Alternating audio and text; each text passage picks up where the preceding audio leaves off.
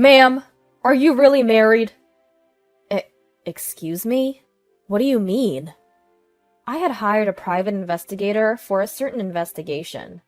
From the report of that investigator, I heard an unexpected fact that left me unable to hide my shock.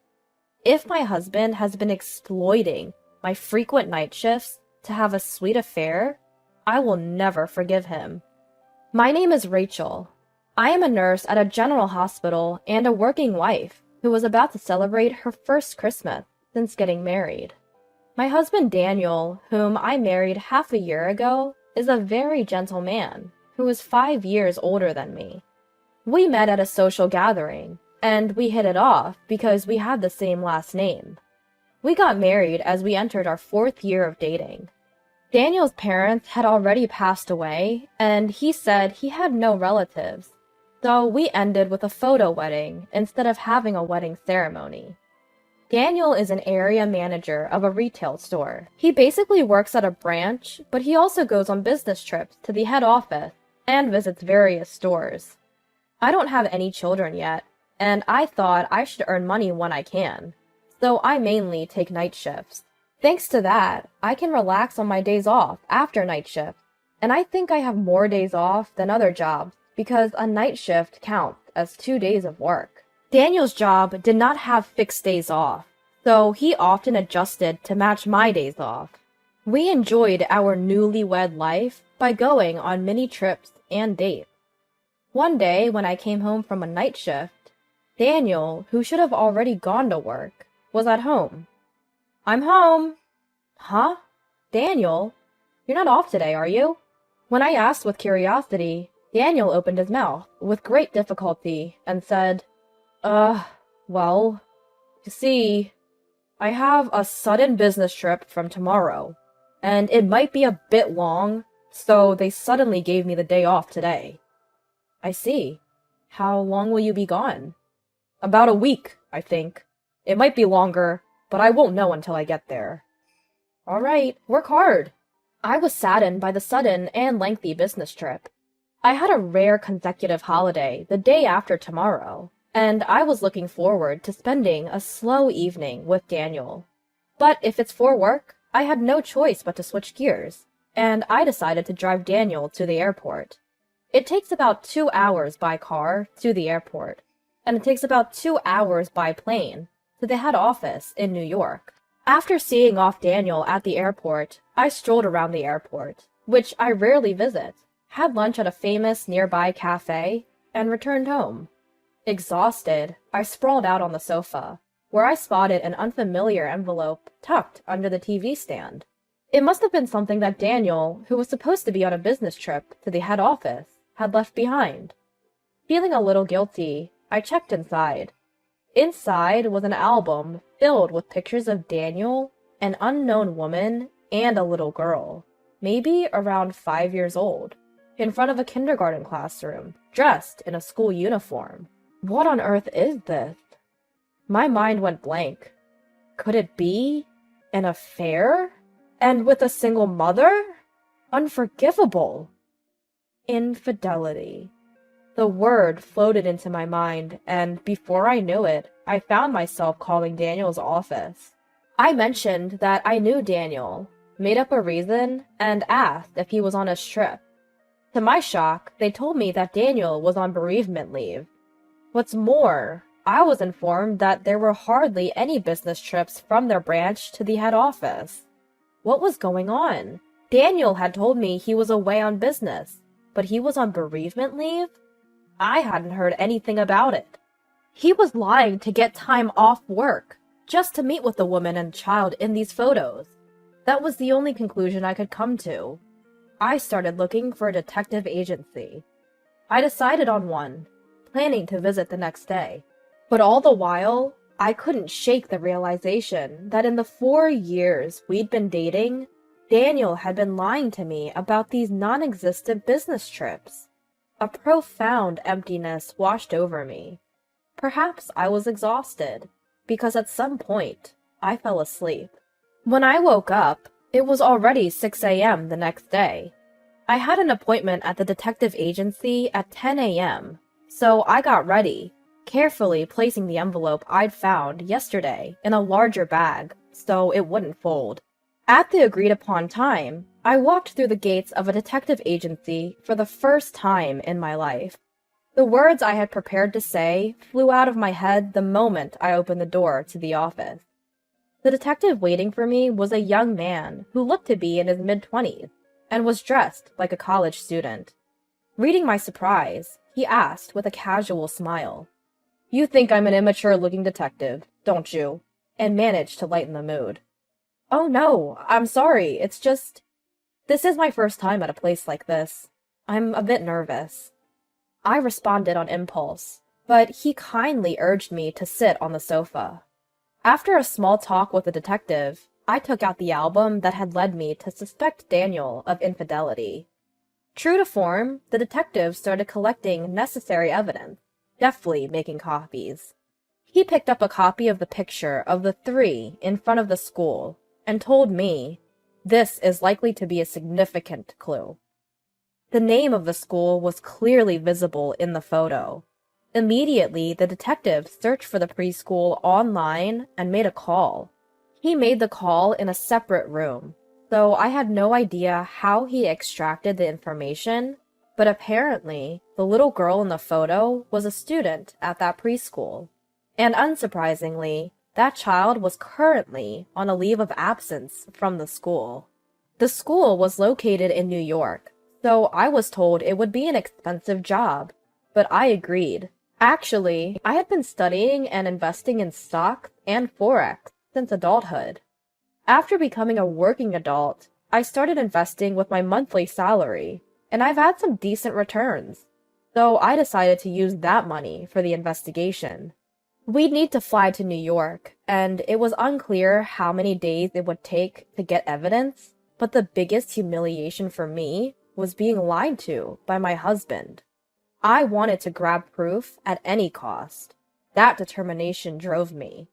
The detective seemed to assume that once Daniel returned here, the little girl would also return to preschool. The next day, I went to work as usual. Of course, I put back the envelope and its contents exactly where they were.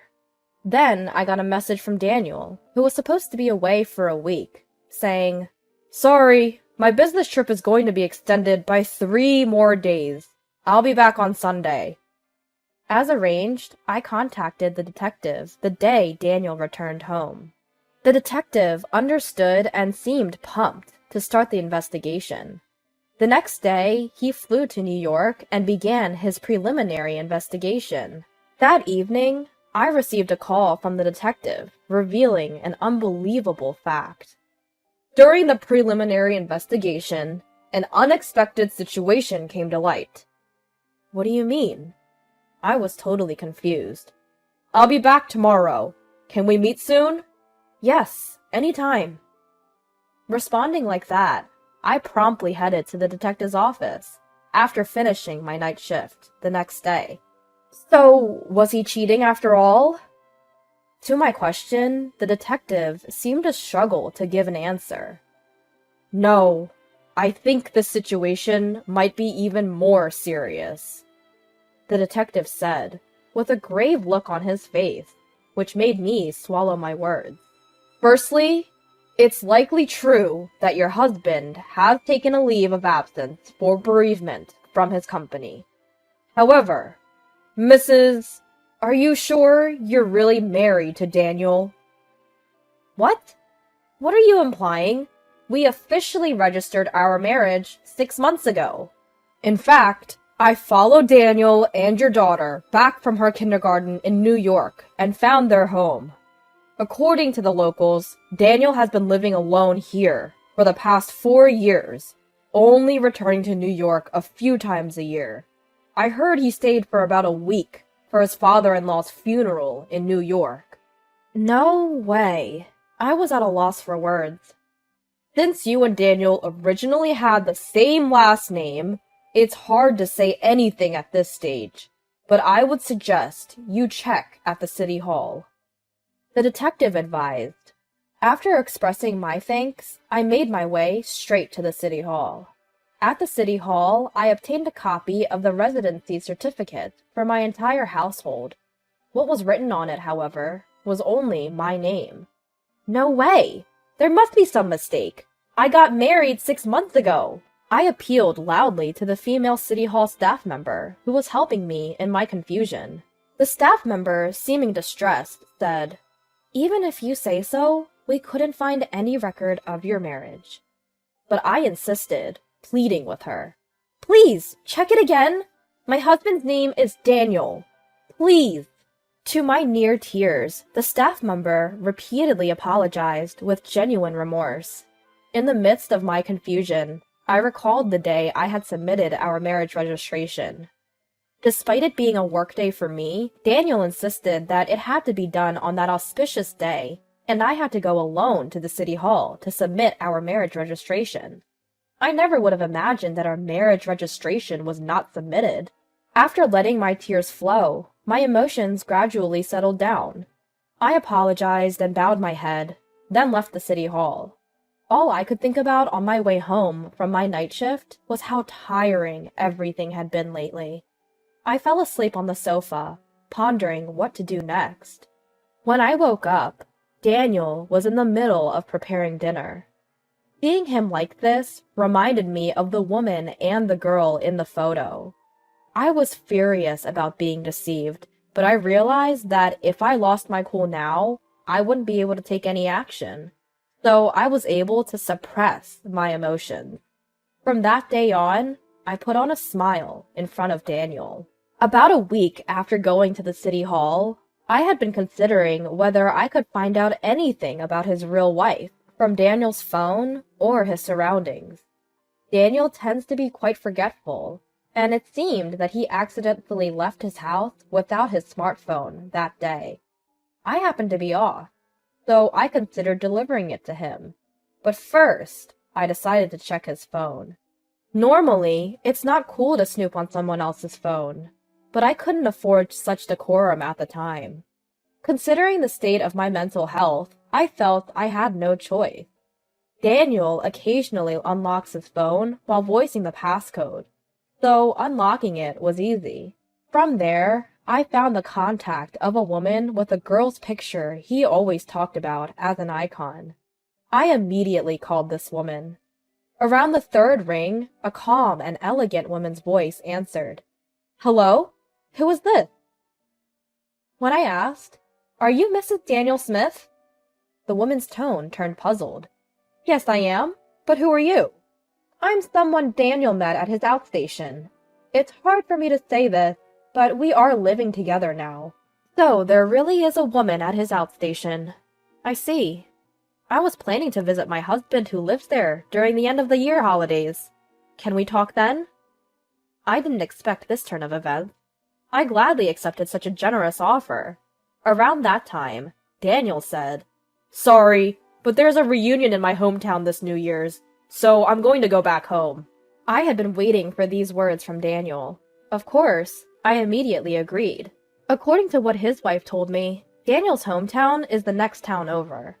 I heard both his parents had passed away, and he had no relatives. But it turns out, both parents are alive and well, and still living in the next town. There's only 1 month left until the end of the year. I decided to find a lawyer who specializes in relationships and planned to thoroughly punish Daniel. Until the day of the showdown, I acted as usual with Daniel, but emotionally, it was unbearable. And finally, 1 month later, the day of the showdown arrived. I told Daniel I had a night shift starting the night of the 30th and left the house with a smile, saying, "Take care, and Happy New Year!" Of course, I explained the situation at work, and got a vacation from December 30th to January 2nd. I stayed at a business hotel on the 30th, and on the morning of the 31st, I went to the meeting place with Daniel's wife, and saw an elegant woman, just like in the photos. Her name is Mary, and she married Daniel 6 years ago, and they have a 5-year-old daughter. After briefly discussing each other, Mary and I began executing the plan. Mary came all the way from New York by plane, with her parents and her daughter. Since this isn't a story to tell a young child, she left her daughter with her mother in the hotel room. Together with Mary's father, we were heading to Daniel's family home. It seemed that Mary had spoken to Daniel's parents beforehand, so I was surprised when they bowed deeply to me as soon as they saw me. Then, on the evening of the 31st, as planned, Daniel opened the door to his parents' living room. "I'm home!" "Welcome back!" The woman who welcomed Daniel with a smile was not Daniel's parents, nor Mary, but me. Seeing me, Daniel went pale. "Why are you here?" I faced the surprised Daniel and replied with a calm smile. "What's this? Weren't you married to me?" "No, this is—" Daniel couldn't move. Pale as a ghost, there stood Mary, Mary's father, and Daniel's parents, all present. They all glared at Daniel with stern faces. Mary spoke up quietly. "What's the meaning of this, Daniel? We just had a baby and needed help from our parents. So I asked you to work away from home. But behind our back, you've been having an affair and leading a double life." Mary spoke so matter-of-factly that for a moment, I felt a chill run down my spine. "I'm just glad we're on the same side now." I began to berate him as well. "Daniel, every time you said you were going on a business trip, it seems you were meeting with your family. You were married. Why did you approach me? Did you think you could deceive me? This is marriage fraud. You're scum. And when I asked your company about your business trips, they said you hardly ever go on them. What are you thinking with such a beautiful wife and adorable daughter at home? I was such a fool to believe your lies." Confronted by both of us, Daniel sighed, then burst into laughter. "I wonder how I was found out. Living a double life was fun, especially with Rachel working well. It was easy to deceive you because we have the same last name, and you mostly work nights, so I could do whatever I wanted." Upon hearing those words, Daniel's mother, who had no recollection of raising such a son, gave him a punch in the face. I looked up at Daniel and said, "That's right. Besides me, you had 3 other lovers, didn't you?" As I thrust the incriminating photos at him. Startled, Daniel sputtered. "What is this? Are you stalking me? I'll sue you."